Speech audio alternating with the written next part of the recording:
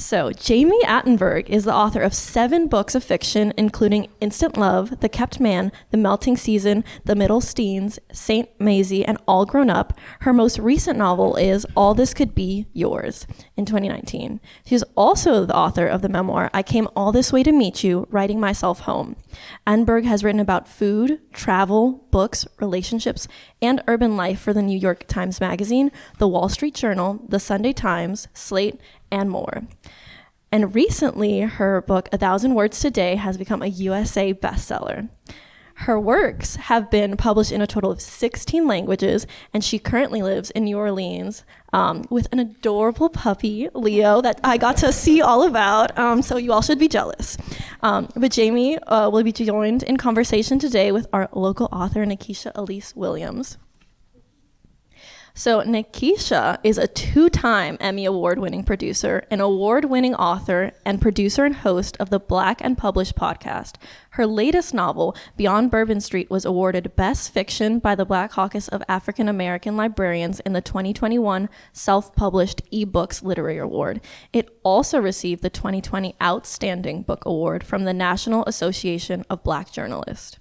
Nikesha's most recent book, Mardi Gras Indians, was published by LSU Press on October 5th, and as a Chicago native, Nikesha is an editor at Narrative Initiative and a columnist with JAX Today. Her work has also appeared in the Washington Post, Essence, and Vox, and she lives here in Florida with her family and is currently working on her next novel. So Nikesha, I'll leave the rest up to you. Thank you. Hey, y'all. Hi, Jami.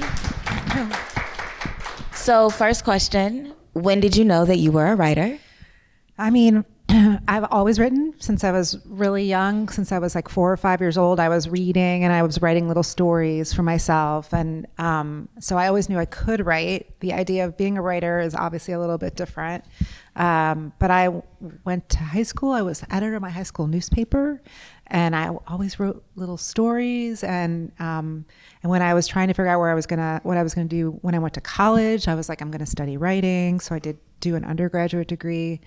So I think I've always thought of myself as someone who could write. And I don't think I had a moment where I was like, oh, you're a writer. I do think that when I sold my first book, I had a moment where I felt like my shoulders were releasing a little bit because maybe I had been wondering all along if I was, and then I was. But really, actually, that's how I know that lots of people are writers if they're writing, whether or not they have a book deal or don't have a book deal. And you talked about coming from when you were self-publishing zines and just writing stories in New York and always doing the work of a writer, and then the moment of release from when you sold your first book and it was like, I don't want to put words in your mouth, but maybe like I've arrived moment kind of thing. What kept you going in that period before that first sale? Sure. So I sold my first book when I was 34 years old, and I graduated from college when I was 21 years old. So that was 13 years that I wasn't publishing books. I was making little chapbooks and zines and things like that that I put out myself, and there was a small press that put out one of my chapbooks too. I just love writing so much. I'm just crazy about it. And so I don't think I have a choice. I'm one of those people who doesn't have a choice. Like I just have to sit down and do the work and engage with myself and communicate with myself and all the things that go with just putting pen to paper. I would never stop doing that. I would always want to be doing that. And also I didn't really know what it looked like to be a writer. I didn't have like a direct understanding of what the path is to being a writer. So even though I wished I had known, I don't think anyone does. I think that's what I was going to say. Does. No one knows. No one really. And so I just sort of like fumbled along. But the thing that was my guide was just that I kept having things to say. And so that was for me. The writing was really for me for so long. Okay. And so in addition to being a fabulous author, you have also created this wonderful community online that I'm happy to be a part of called The 1,000 Words of Summer, which I know is a new book that is out now. when did you, or what was the moment, and you talk about it in the book, but for those who haven't read it yet, what was the moment where you said, everything that has kind of guided me through my writing and that has kept me going, I now want to share and invite the world into my process? Sure. So for those of you that don't know what 1,000 Words a Summer is, it's something I started in 2018. And it was just I'm sorry for the people here with the earlier session, you already know this story, but it's something I started in 2018 with a friend of mine, where we just decided that we were trying to get a momentum and kickstart our writing careers, our writing projects. And so we decided to write 1,000 words a day, every day for 2 weeks straight. And then I went on Twitter and I was like, I'm going to do this. And all these people were like, I want to do it too. And so I put out together a mailing list and people signed up for it, and we had like 200 people sign up for it right away. And I said, I'm going to send out letters every single day for 2 weeks, encouraging people to write. And I asked some of my writer friends to donate their letters to their words to it. And so it was just this like beautiful little letter that would go out. And then at the end of the day, everybody would go online and they would use the hashtag of 1,000 Words a Summer, and then they would say how many words they'd written that day. And then we all just kept doing it, writing together for 2 weeks straight. And at the end of it, there were 2,000 people that were doing it, that were signed up for this newsletter. And then the next year, there were 5,000 people, and then 10,000 people. And so this past year, we had 30,000 people signed up for it. And it was just something fun that I was doing. And then as it grew, I felt like a real responsibility to it, and responsibility to the people who were a part of it. And then I guess around 2020, everybody was doing it because everybody was home for the summer. Home forever. Present and accounted for. and so it was just, I only ever did it once a year. I didn't do anything with that newsletter except for that. And then I was home and I just realized that I had a lot of time on my hands, whereas I was watching so many people in my life, people who had children, people who were educators. I had friends who were high school teachers, friends who were college professors, and their whole life changed and their whole structure changed. And so I decided that I was going to send the letter out more frequently to people, once a week. And it's really this newsletter that just tells you can. And it does talk about writing process, and sometimes it's more detailed about the writing world, but also the spirit of it is just to encourage people, no matter what level of writing you're at, to just keep going, because I think it's so valuable to write. And so I think it was really about probably fall 2020 when I was like, what am I really doing here? Like, what am I really doing with my life? I think during that time, we all had some existential moments, I would say. And so I just thought, let's try it and see what happens. And it was such an incredible response, and the community really grew from there. It was always there, and it was something fun that we did annually together. But now I have seen that it has definitely grown. And then this last year, or 2 years ago, I guess now it's the new year, I just thought maybe it needs to be a book. So now it's a book. And we're going to get into the book, but yeah. I told you to do this privately. I'm going to take a moment to say publicly, I did 1,000 Words a Summer for the first time in June of 2021. We won't go into the nitty gritty details, but I did it 2021, I did it 2022, and doing 1,000 Words a Summer and then kind of continuing that practice in my writing, because I have to change how I write because I have children, led to the book that sold, that will be coming out next year. Yes, so she got big thank book deal. You. Nice. So I just want to tell you that publicly. Thank you. You are a 1,000-word success story, but also there are so many ways to be a success with your writing. I mean, it is quite measurable with you, but I think actually just sometimes it's just about showing up for yourself every day, and that can be a success in and of itself. And that's really kind of the theme throughout the entire book, is to, as most writing advice goes, button, chair, do the work, but it's how you do the work. And you structure the book in seasons. Can you talk about what those seasons mean and how they can be adapted even in periods of when you don't think you're writing, you still are? Sure. So, it started out of this as summer, which is a wildly generative part of the process.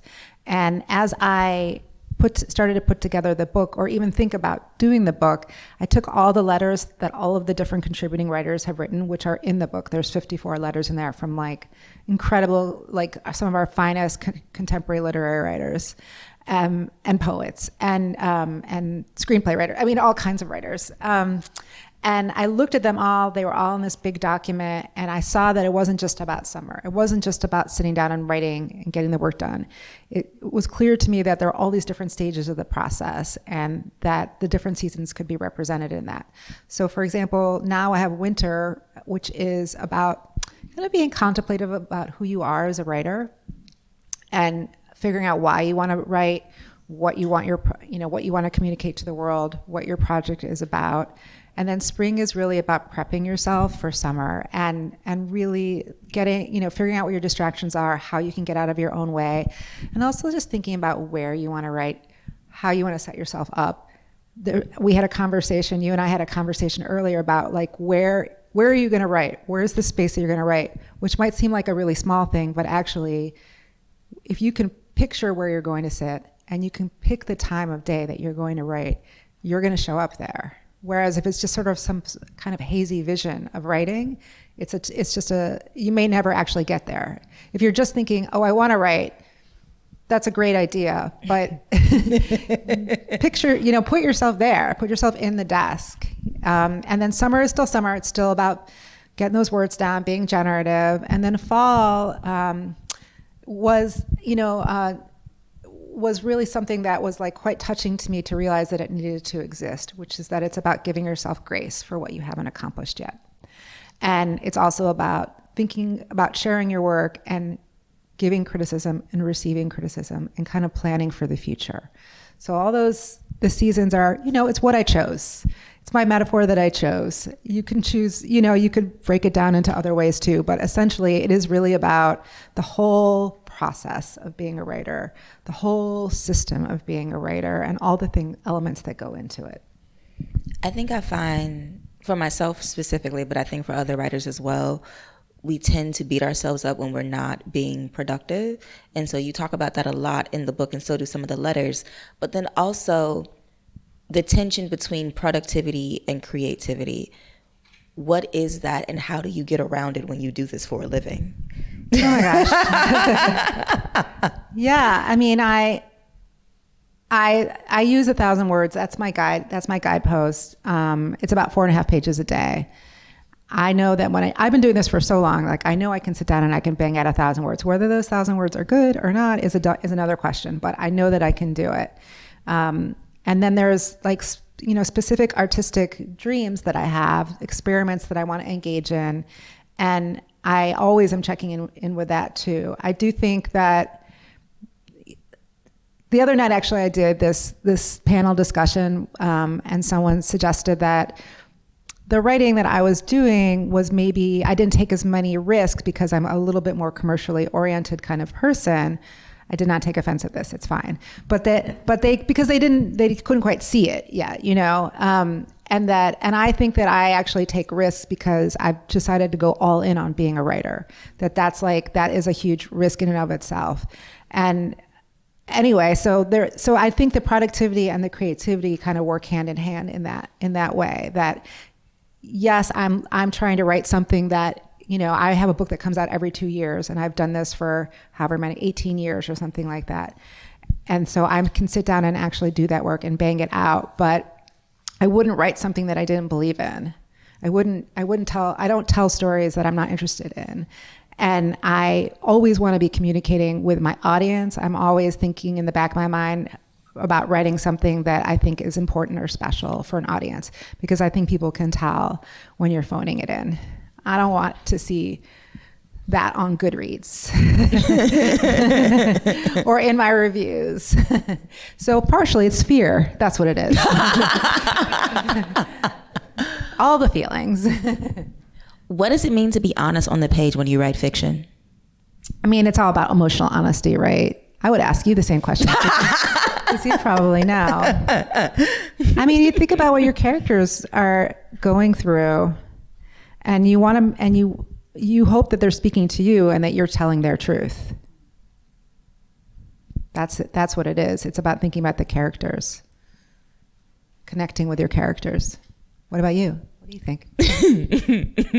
I could turn all these questions on her. You really could. Heartbeat. I don't know if I want to answer that question without telling all my business. But I think there's a point where I realize there's some things that I would say and some things that I wouldn't say as a person that may end up on the page, and I'd be like, ooh, well, it's there now. Carry on. And when it feels scary is when you know you're getting somewhere. So then the next question, not only about feeling scary, but what does it feel like to surrender to that fear and see where it takes you? I mean, I love it. I love it. I don't feel, I want to grow as a person. Every day of my life, I want to grow as a person. And there's nothing that's helped me to grow more than my writing. And so writing into whatever like deep, dark, secret kinds of places or tough, emotional truths, that's actually a gift that you're giving yourself. That's actually the most that you can hope for in a way.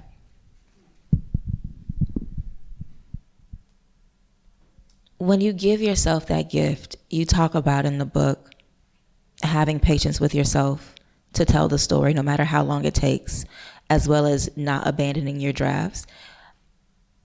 I think one of the scariest parts of as a writer is approaching the page and then typing and it's not coming out right and you don't know how to fix it as you're working on it.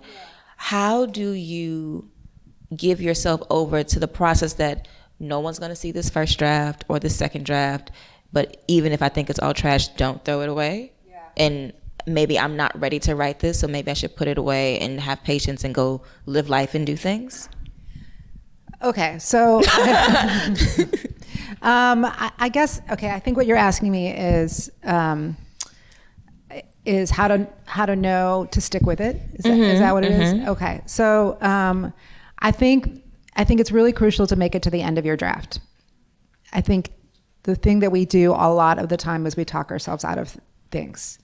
And I think it is there's a section in the book actually I could read, maybe, that's just really about encouraging yourself to make it to the end. Okay, it's called The Ship. Ooh, hold on.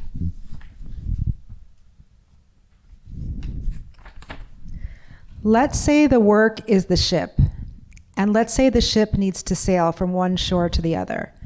You start on one side, you make it all the way across a huge body of water, and then you can dock that ship. And hopefully that body of water really represents something between 65,000 and 85,000 words. But that's the journey, one shore over the water to the other shore. Now let's say you get a third of the way across that body of water and you suddenly lose wind and your sails flutter and then flop. Or let's say when you're almost halfway to the shore, you realize you were reading the map incorrectly. You can still change course to get where you need to be, but it's going to add a little time, make the trip a little longer. Or maybe you get 3/4 of the way to where you can nearly see the shore in the distance, and then the least helpful member of your writing group says, "Wow, this is one dumb ship." I can't even believe you thought you could sail it in the first place. Resist the urge to abandon the ship. I repeat, do not abandon the ship. Do not get on that little lifeboat and paddle back to shore. Do not get depressed and drink a bottle of rum and then jump overboard. Do not radio for help and get airlifted home and then apply to law school instead. Just make it to the shore. That's all you have to do. Then you can examine the ship for holes and dents and damages. Then you can see if the ship is worth sailing again, but get to the other side first. The wind will come back. Perhaps you will have to paddle, but you must try to get there. Otherwise, you'll be wondering forever what could have happened.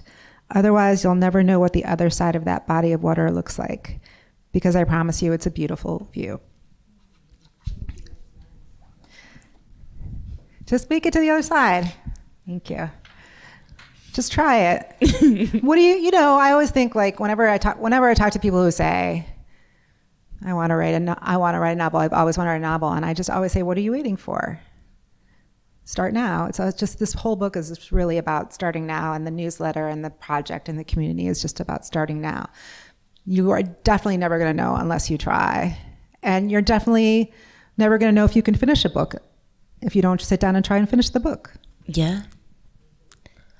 And at the same time, so that's about starting. You also, at the end of the book, you have a letter about done is better than perfect. Yes.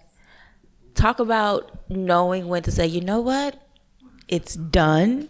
It may not be perfect, but it's done. Everything that I finish is imperfect for a really long time. And then it gets closer to it once I go through the editing process. But all in the middle, it's always messy. It's always messy. It's always imperfect. Everything is like mediocre for a really long time until it gets a little bit better. So I think that there is a common problem where people think that every single word and every single sentence has to be perfect, refined, precise as you're writing it, and it's just impossible. It's impossible. So I really encourage that messy idea dump first draft and just getting it all done, and maybe even 4 drafts, 5 drafts later, it's still going to be imperfect. When I give it to my editor, I know that she's going to have notes for me. If you give it to it, if you're querying an agent, they're going to have notes for you. If you're writing a love letter, no one will have notes for you. But in terms of like doing a big long-term, I'm just speaking to a long-term project. I'm not talking about the people who just would like to write poems, but who are interested in smaller projects. But if you're trying to send something, build something, sell something, that kind of thing, it's just going to be imperfect. And it's actually, I think, quite a joy to refine and edit your book. I think that that's an incredible part of the process. I have a novel that's going to come out in the fall, and I just finished the copy edits, and I'm about to get to the first pass, which is the stage where they send it to you and it's typeset, and you can still make some changes on it. It's kind of your last chance to do it. And I just always get this really wistful feeling because I just figured out how to do this. Like I just figured out how to really make it work. Like you can spend 1.5 years, 2 years on something, not knowing how to make it work, and then finally you figure out how to make it work. And that's just the time when you have to say goodbye to it. All right, a little audience participation for the writers in here. Hey, Tiffany, how many people like revision? Yes, like revision. Some hesitant folks. I take it that most people don't like to revise. I was one of those people. You touched about the importance of revision in having an editor and a team, but then there's also, when you talk about in the book, having your beta readers or your first readers, just a few people that can read your work and give you good feedback. What is the necessity of that and the importance of revision in that stage before you try to send it into the publishing ecosystem? Sure. Yeah. I have a couple of readers who, like every reader that I have, and I've sort of acquired readers over the years, and I'm also that person for other people. There's something different that I'm looking for from all of them. But my very first 2 readers are 2 friends of mine, and one of them just says, "You're a genius, no matter what." She's just like, "This is great, you're amazing." And I was like, "That's what I need from a reader, from you. Tell me I'm great. I need that." And so I think it's good to have, even though like it's not like helpful, it's helpful. And then I have another reader who's able to look at the big picture of the book and send me a really thoughtful letter about it. And I do the same for her, about what she thinks its strengths are and where she sees the holes are. And that is, I trust her to be careful with my heart, but also I listen to everything that she says because she's a really wise person. And so I think it's really great if you don't have that person in your life, or you don't have a writing community, but you are longing for someone to read your work. I think there are writers groups out there. I don't know about Jacksonville in particular, but I feel that there are probably writers groups, or there are probably people in this room who are looking for somebody else to write with and share information with. And I think it's important to like understand what a gift that is, that someone would offer that to you, and what a gift it is that you're giving to somebody else. And it can really help you to grow as a writer. And I think having a good writing community helps you to grow as a writer and can inspire you. But that's the first stage towards getting you ready on the path to maybe sending it to an agent someday. And I think it's just a really helpful thing to have. I don't know, do you have a first reader? I did for the last book. She's in the audience. Who's your first reader? Celestial. Right there. Yeah. And I hadn't intended to have a first reader, but I sent her one chapter, and then she was like, I'm over here wondering what's happening. And so then I ended up sending her everything as I was going through it. Yeah, that's great. That's really great. And how did it change? She actually never read the final put together version. So long story short, I wrote a first draft that was like 3 characters, and then it had lots of influence from just listening in the world and an expanded idea that took the book from 3 main characters to 7, hence the title Seven Daughters of Dupree. And so then I wrote that through this, and as I wrote those expanded characters, I'm a lazy tryhard, so I want to do it right, but I don't really want to like do it. So I was like, I want to write just this part of the story for these extra characters that's going to work in context of what I've already gotten in this whole first draft. That's 120 some odd thousand words. I know I write That's a lot. a long book. This is a very long That's book. a long book. And so then I wrote those extra 4 characters, and then I had the first draft, those 4 extra drafts that had between 5 to 20,000 words apiece, and I had to put them together and pare them down. So that was the process. I don't even remember what the question was. The question was, how did her reading it help you? Oh, it really kind of just encouraged me to keep going. That's a huge. Because the very first draft, I would be typing and I was like, this is trash, throw the whole book away. Really feeling like I kept going, I made it to the end, but I'm like, this is not it, girl. And so then as she was reading it, in the first chapter that I sent her, I was like, I think I found the voice, and I had locked it. And so then I kept going, and it was just her feedback, which is really encouraging me to keep going. Audience. Yeah. She was your audience, and that's really, and so sometimes we want it to be like 50,000 people who are our audience, but sometimes it's really helpful just to write for one person in particular. And I think, and that person, for me actually, and my mom is not my first reader, but often, not recently, but there's definitely been a few of my books where I've been like, my imaginary audience is my mom, or people like my mom. And I would write towards that. I don't think I was writing towards anyone with the new novel. And for 1,000 words, I was writing towards all the people in the community. It was actually like, I actually knew, even though I don't meet a lot of these people in person because it's all online, I have met enough over the years. And I've, read people's comments online in the community, and I was like, oh, I'm writing for that. So, and also a lot of this is like adapted from newsletters that I'd sent out, or obviously half of the book is from these different contributors, and I knew how people responded to that, and it helped me to organize the book. So I think having beta readers is great, but also having even just the gentlest of idea of who you might possibly be writing it for is really helpful too. And so we're going to get into some of the more pressing questions. A lot of writers toil and write in anonymity and obscurity. But when you're writing, yes, it's for yourself first, but usually there is a goal to do something and get it to somebody. What is the importance of validation, and does it change at every level of the process? Oh, validation. I want people to like me. I do want that, I guess. So early validation, for sure, from like your readers, your initial readers, I think is like it's really helpful, makes you want to keep going. I think having an editor like your work is, they actually are like someone who can buy your work, or an agent can help sell your work. So that's really helpful.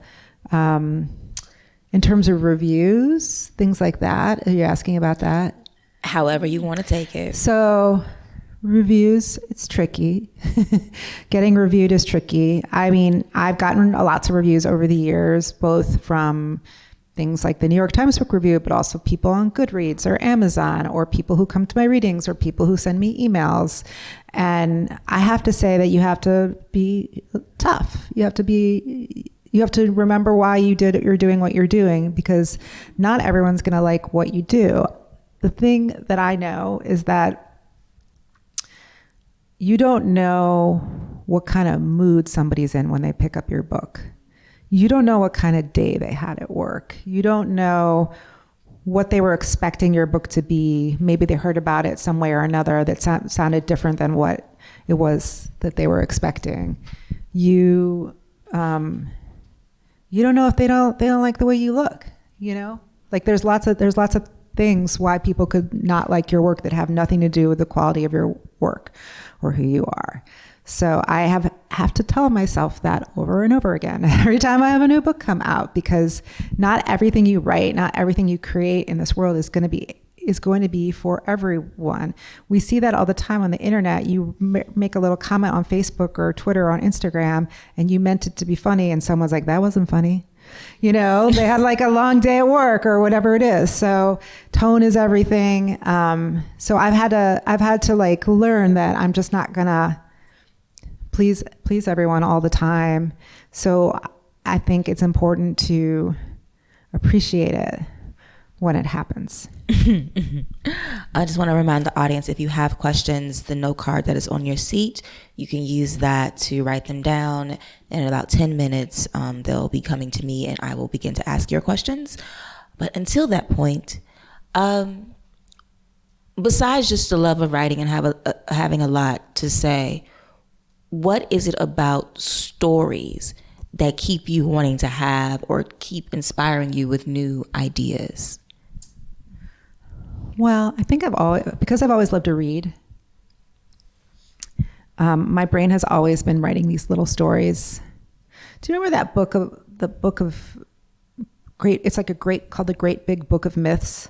Does anyone remember that? Did you ever read that when you were a kid? It's like illustrated. I can't remember who wrote it. What is it? The DK books? No, it's just like all the like D'Aulaire's Great Big Book of Myths. That was my favorite book when I was a kid. And every time I opened it, I was like completely entranced and completely lost in it. And my mother told me that, or my family has told me that when I was a little kid, I would walk along the street and I would be talking to the sky, because I thought that all the Greek gods were like above me. And the neighborhood moms would call my mom and be like, there's something wrong with your daughter. That should have been the title of my memoir, actually. There's something wrong with your daughter. But I felt very like accompanied. I never felt alone when I was writing, and I was happy living in this daydreamy world. And I think that is true to this day. I like going and eavesdropping so much. I like going to the mall and sitting near the food court and listening to people talk. I like being in that place, in that daydreamy place. I like closing my eyes when I'm writing and picturing my characters sitting in a room. I can't tell you how many times I've done that, just thinking about where they are, what they're doing. The moment when they just get up and walk over across the room, I pictured them doing that. So I just think that inspiration is everywhere, everywhere.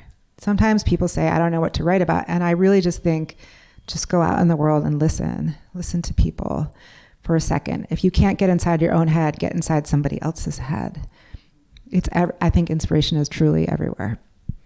So the crazy question, do you have visions, hear voices, or see movies in your head? Or is it all of the above? No, but I'm very, my memoir is a little bit about this. I'm later in life have become interested in otherworldly kind of stuff, meaning like going to catacombs and cemeteries and things like that. Not in any sort of I'm going to marry a vampire kind of way, but just being like intrigued by sharing space with haunted places, and thinking about what I can learn from that, and listening to like what people can say to me. Maybe a voice or two in that, but not in a like overwhelmingly like I'm not like voices are not coming through me or anything like that. It's just being in the same space as that, I think, is really helpful to me. And also I have seen ghosts. One ghost. I did see one ghost. I'm going to say you do live in New Orleans, yes. And it is kind of known for that. Yeah. And I was not a ghost person. And then I saw a ghost, and now I'm kind of a ghost person. You only need one. So all you need is one to believe. All you need is one. My gateway ghost. I feel comfortable saying it because it's in my book, so I can't hide it. It's truly who I am. After having written fiction for so long, why did you decide to write a memoir? Because I think about that and I'm just like, I would never. You wouldn't? I would never. I'm going to tell you something, my friend. Never say never. Right? As I'm saying, I would never. Watch is going to happen. Because guess who said never, ever would I ever do that to myself in a million years? And then all of a sudden, it's like, I always say it's like a bad idea until it's a good idea. And it really was, there was just like a moment where, you know, I just had all these essays. I had written a lot of essays. I'd written a lot of creative nonfiction over the years. So I was already in that space of talking about my life. But they're short. They're like 1,000 word kinds of things, 1,500 word kinds of things. And they were never really the whole truth. They weren't a lie, but when you write for a magazine or a newspaper, they really want you to tell a story that fits into their brand or in their space or in their, you know, the writing style of that particular publication. And so things became altered along the way. And what I thought I was going to do, which is not that much different than this book, what I thought I was going to do was I was just going to take all these essays that I've written over the years and kind of put them in a book and then maybe write some more essays that'll be sort of like a little thread to it. And what happened was I looked at all of them and I was like, these all feel like lies to me. And it made me want to, or not the whole truth, as I said.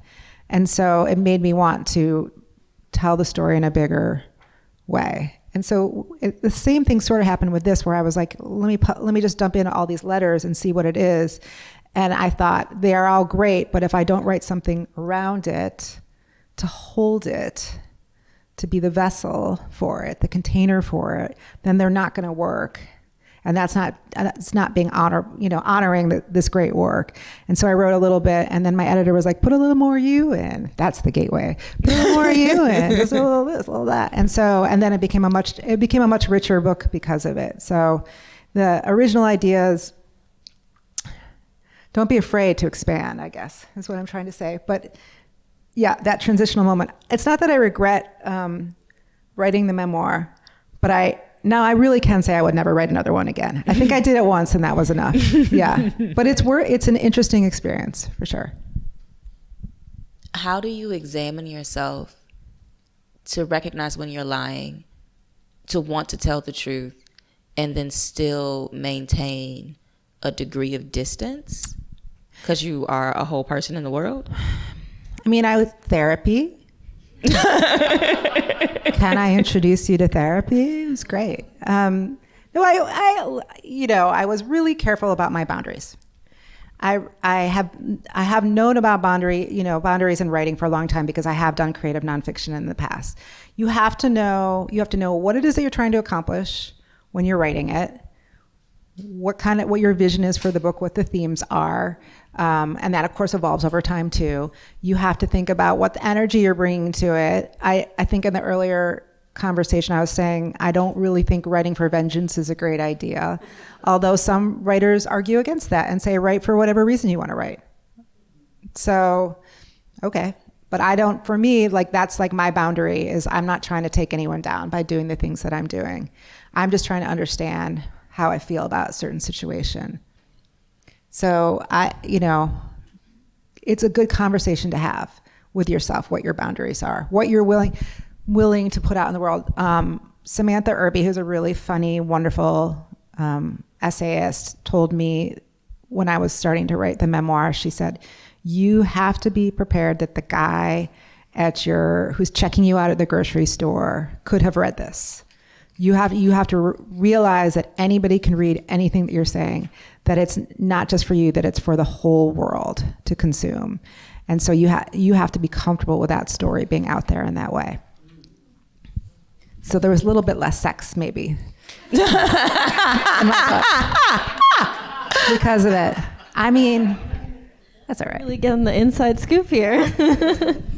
So we're going to go ahead and open it up to audience questions. So if you have any questions, please write them down. We do have volunteers out there who will collect it. So if you do have a question ready, please raise your hand and they will grab it to you and we will hand it to Nikesha. So I think my favorite letter in the book is not actually a letter, but a correspondence between you and Kiese. And he talks about writing and whether or not it's important in a world that is constantly in a dumpster fire, and whether or not writing and writing the words is loving on people, and is it effective and adequate and all of those things. And I believe that letter was written in like the height of COVID in 2020. Well, the correspondence maybe? No, actually it was written last fall. Wow. So with Still feeling that way in fall. And so with all of that you all have, that back and forth in exchange, how do you find a way to write as a way to love yourself and love on others when the world is literally falling apart? I mean, it's what I cling to. It's something that in the workshop that we had earlier, we were talking about this, that it's the thing that sort of it's survival when you write. You have to like want to survive, I think, when you sit down to write. At this point, for me, it's like about grasping at things and sustaining myself and steadying myself in the world, and just knowing that every day that's the thing that I can do that will help me to be more in control. And in terms of loving myself, I love myself enough to want to live. I love myself enough to give myself this gift of writing. And this question says, you said you enjoy community online, and it sounds like those experiences are overwhelmingly positive for you. Have you also had to deal with trolls or other negative attention in that space? And if so, how did you navigate that? I destroyed them all with lasers in my brain. I guess over the years I've had some, I will say for the newsletter, that most of the people who are there want to be there. And if anyone ever has conflict with what I'm doing, where I feel like they're being irrational or weird or whatever, I just unsubscribe them. It's, in that way, it's not a democracy. I just choose to, I just think life is too short to get into fights online. I just don't want to do it. I don't have the energy or the time. Sometimes you feel like you could. Sometimes your hand is like, I got a real good burn. But that's what the group chat's for. I just don't think, and I made that decision. I have actively made that decision. That is an active boundary. Like, if you're going to spend so much of your time online, I spend a lot of time offline too, because you have to be offline in order to produce as much work as I'm producing. So I write in the mornings, and I make sure I get my work done before there's any of this tomfoolery online. But yeah, I don't want to, I'm full of love. How different is the writing process for fiction versus nonfiction? Are the challenges the same or different? Different? Oh no, it's all the same, I think. No, I mean, in terms of the process, I mean, just sort of like sitting down and doing the work, getting up, I get up, I read, I handwrite, I type things up after I handwrite. So getting the words down on the page are the same. In terms of structuring a book, it's obviously vastly different. When you're doing nonfiction, you're dealing with material that is true, right? And then sometimes you have to alter a little bit, change details, things like that in order to protect the innocent, or people who are uninterested in you writing about them in that way. But so I have to think about how to make that story interesting, because I can't really alter the structure of it or the truth of it. Whereas when you're writing fiction, you can do anything you want to do. You can make up any kind of path. It's all just your imagination going wild. I have to say that I think that I prefer writing fiction to writing nonfiction. Although with nonfiction, the amazing thing about it is you don't have to invent anything. It's already there. It's already there waiting for you. Whereas fiction, you have to do a little bit more work in that way. They're equally challenging, but I choose fiction. When you write, do you write on a computer or in a journal? If computer isn't connected to the internet, do you feel you can take more risk in your writing if it isn't online and could possibly get out before you are ready for other eyes to see it? Let me see that card. So many questions. Multi-layered. Okay. I write in a journal first. I handwrite first. I have a pretty good understanding of how many pages I need to fill, or how long I need to write, where I'll get kind of close to 1,000 words, or maybe it's like 750 words, but I've left enough little holes in it that I'll be able to fill it. I just know how to do it. I've just been doing it for a real long time, so I just know how to do it. but it's about 4.5 pages. And then I'll type it up in the computer. So what's great about handwriting is it's using a different part of your brain than when you're typing something in. Also, there's this feeling, for me at least, where when you type something in, it feels like it has to be perfect. And I actually think that is not great for a generative stage. I think you should be willing to like be experimental and make mistakes. And that's what I think handwriting does for me, but it's different for everyone. Sometimes lately I figured out like a way where like typing into my cell phone is actually comparable to handwriting, in that when I'm typing it into my cell phone, it still is going to be, it's impossible to edit on that thing. So you just end up going straight through forward with it anyway. So it's the same kind of vibe. Okay. So I think I answered that. But I do, and then what happens is the second half of the day I'll type it up and fill in all the blanks until I get to 1,000. I can write more than 1,000, but I don't like to push myself. It's like enough. Like I do enough work. Do you know what I mean? And also I like it when you get to a place and you leave a little question for yourself at the end, or you leave like a little cliffhanger so that you have a starting place in the morning. Set yourself up for success. It's giving lazy, try hard. What? This is giving lazy, try Is hard. it? What? I get my work done. Okay. That's the try hard part. If computer is connected to the internet, it is connected to the internet. I used to use Freedom, but I don't use it anymore. I'm fine. I get it done. I can handle it, I think, mostly. It's the afternoon when I get online that my brain is toast. So it is connected, yes. Okay. Do you feel like you can take more risks in your writing if it isn't online and could possibly get out before you're ready for other eyes to see it? Yeah, I think I'm not sure I quite get it, but I always write whatever the messiest version of it first. I always write the riskiest version of it first. And somewhere along the way, someone will tell me if I'm doing it, if it's a really bad idea. But usually I'm good at like assessing my own thing. And also I have, great, no one's going to let me publish something that's going to like destroy my life. So. With the success of 1,000 Words bestseller, does your publisher want more nonfiction, or do you have any other big nonfiction projects coming? Oh my God, no. I just want to write some novels. I mean, I have this novel that's coming out in the fall that I'm really excited about. And I again, never say never, but I definitely would not write another memoir project. I don't see how that's going to happen. I don't know if there's a way to expand on this. I love this so much, and I'm so glad it exists, but I don't have any ideas for I don't envision like a 1,000 words part 2,000 words. I don't envision any of that. I'm just happy that this thing exists, and then I can write the letters online and the community will grow from there. It's just a good companion to have. Is there a favorite place or a place that has been a source of inspiration for your writing? That is a really nice question.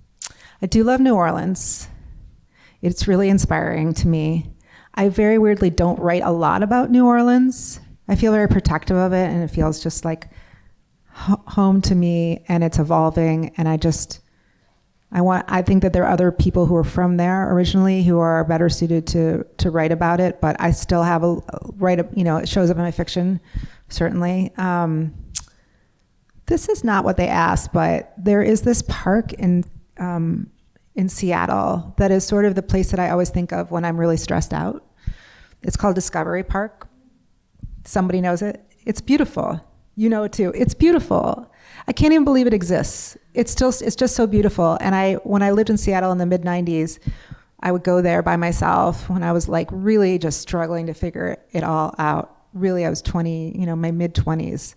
And I was temping, and I was writing poetry, and I was drinking a lot and doing a lot of drugs, having a very nice time, but also I was having a time. And that's where I used to go. And there was, blackberries would grow there. You can go and pick blackberries, and I can still see it. I can see how the colors were so vivid, and it was so purple, and it's right on the water and right on the sound. And so that is like a place that I think of it's not about being inspired, although it is inspiring. It's more about feeling calm, and maybe that's really important part of our can be an important part of our process is just being in a calm, safe space. And that, like, I write about safety in this book also, that we need to feel safe in order to write. So that was what the question was about too. Oh. That was my question. Oh, good. You did it. I did it. I think more so. Yay. In nature and just parks. Yeah, parks early. Yeah. A beach. I like writing outside. I like sitting outside. Yeah. Other than your ideal readers, do you change your writing to cater to the taste of the general public? For instance, the very short attention span of the contemporary American. I mean, that's what online is for, I think. I think that's like where these letters that I send that are always going to be less than 1,000 words. Most of them will be less than 1,000 words. I like a short letter. I want to, it's a quick burst, a quick hit of information. I looked at, on my Substack, and they identify how long it takes for you to read everything. And they all say 3 minutes, 3 minutes, 3 minutes, 3 minutes, 3 minutes. And I was like, that's not that much to ask, 3 minutes. And so that's probably me, like, creating something for a short attention span audience, but not my novels. My novels are novels. They're books. They go long. They're meant to be read. I write books that I want to read. I love books that I can sit and spend an entire weekend with, and I don't want to get up and I want to go anywhere or do anything. I just want to be consumed by this book. And maybe it takes me 2 days to read it. And that is gorgeous, beautiful experience, joyful experience. And that's the thing that I want to give people too. Has there ever been a moment where you fell out of love with writing, and how did you find your way back? No, but I just was talking about this in this interview the other day, but when I was 40, I had 3 books had come out, and between my 3rd book and my 4th book, my publisher dropped me because my sales were so bad. But I'd written this new book called The Middlesteins, and I was like, and I gave it to the publisher, and they're like, no, we're done with you. And I was like, but I think this is maybe the best book that I've ever written. In my head, I said that. It was already too late. They'd already dumped me. So you can't win. You can't, like, convince them. But I just made this deal with myself where I was like, all right, I guess I think I kind of have to get a job now. And I'd always, like, dabbled, like, done advertising and online content kind of stuff and production stuff. And so I did end up selling this book, but not very much money. And it did end up becoming a New York Times bestseller. And I was very, in my heart, in your face, had that moment. But before that, I did take a job where I was like, I'm never going to stop writing, but I need to accept that I'm not really going to make, like, a living off of this, like a real living off of this. I was couch surfing. I was 40. I was like, this life is not sustainable, so I have to figure out. And my family is worried about me, and I had to really think about it, what my relationship was with it, what I really wanted from it. And I just thought, it's still the thing that I want. It's still the thing that I love most in the world. But I did take that job, and this is such a weird story, but it's not that weird. I don't want to oversell it, but it was for a nonprofit organization. It was in New York City. It was very fancy. They wanted me to just run the website, but no one ever posted anything on the website. But they're like, still, we need someone to run the website. And so they gave me an office, and they said, we know that you're a writer, and we know there's not actually anything that you have to do here. So you can work on your own, you can write. We're gonna give you this office, and you can sit and you can write, and we support you. But here's the thing, you can never close the door to your office. And ever. Because people need to feel comfortable walking in, because you're kind of a, communications person or whatever. So it has to be an open door. And I tried it for 2 months, and I could not write in that office. I couldn't do anything because I just kept waiting for someone to come in, like the whole time. And that was the last job that I had. And I was like, please, God, let this book work. Please, please, please, please. And it did.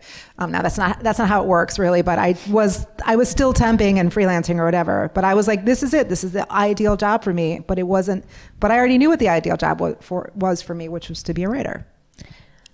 In that same vein, how did you overcome the fear of supporting yourself financially during your 13 years in the financial wilderness? Their words, not mine. How have you and how do you encourage writers to take the leap into potential publishing? Was it 13 years? Was it 30 years? I don't know. How do you overcome the fear of supporting yourself financially during? I mean, you got to pay your bills. My parents weren't paying my bills for me. I wish they had. God, that would have been so nice. I write about this, I think, I can't remember which book I write about this in, but there's like this intersection of fear and hunger. And so hunger is like where you want to write that book, you want to get published, you want to like see your name on a cover, you want to put that thing out there. And then the fear is that your life will stay exactly the same as it always was. And then you will never achieve anything, or you will never, what? I felt that. Okay. And so I always say that when those two like come together, that's like when you're like, you have to pursue it and you have to like write to the next place. You have to go for it because you can't shake those feelings. And the two of them together are extremely powerful. I don't know if I answered that question, but that's it. Fear and hunger. You live with it. And I live with the fear every day to this day. It doesn't go away. So there's no overcoming it. It's living with it and prioritizing yourself and your dreams. Okay. As the world is a dumpster fire. They're repeating what I said. How have you, and do you encourage writers to take the leap? Well, I encourage writers all the time with 1,000 words, and I'm encouraging you with this book, which is available to check out at the library if you do not feel like purchasing it. I just want people to read it. I want people to get something out of it. To take the leap into potential publishing. I mean, I don't know. I hope that you try. I hope that you try to achieve your dreams. You may not, but you will never know if you don't try. Is it possible to publish a memoir and keep it anonymous under a pseudonym in today's world? I mean, you can. I will answer yes. And I don't mean to cut you off, but there's a memoir that came out last year by a woman named Lamia H.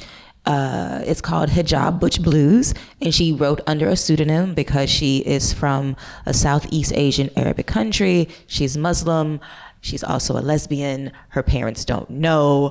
And she talks about all of these things. She currently lives in New York. But if you read her book, it's a pseudonym. Okay, so yes. She released a book. Yes. And if you look at the picture, it's of her in a hijab facing the back. So you have no idea what she looks like. I've interviewed her twice. She was not on Zoom either time. So yes, you can. Last one. I don't know which part is the question. So one said, is the easy road to self-publishing and is the hard road trying to get it published? How do you know which is best?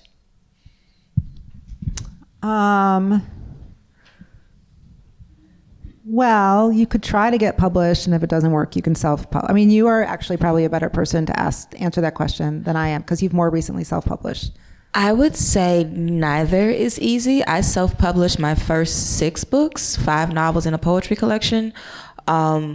But then I'm very anal. My intention in self-publishing, because I did not want to be self-published initially, was to make sure that when you looked at my book, no matter where you got it from, if I sold it to you out of the trunk of my car, if you got it from me at the Riverside Arts Market, or you met me at a book fair, no matter what, if you put that book in a Barnes & Noble on the shelf next to any other paperback, it would look the same and you would not be able to tell. And I was very anal about the cover, the font, the typesetting, the spelling mistakes, the grammar, all of the things all the time. So I wouldn't say it's easy. Also, if you're broke and you don't have a lot of money and you self-publish, you're going to be more broke because you're doing everything yourself. I'm just saying. But you can publish. You have the control over it, whereas you cannot control the. And there is freedom in that, which is why I did it for the first 6 books until I was like, you know what? There's a better way. And even telling myself that there's a better way and writing the Seven Daughters of Dupree and getting the deal and having my dreams literally come true, I wouldn't say that it was any easier than self-publishing, because I still had to write the book. And then, then you have to go through the gates. You have to get the agent, then the agent has to get the deal. And we're still maybe a year to 18 months out from when my book is released. I just turned in my second round of edits. It's about to go to copy edits. It's a whole thing.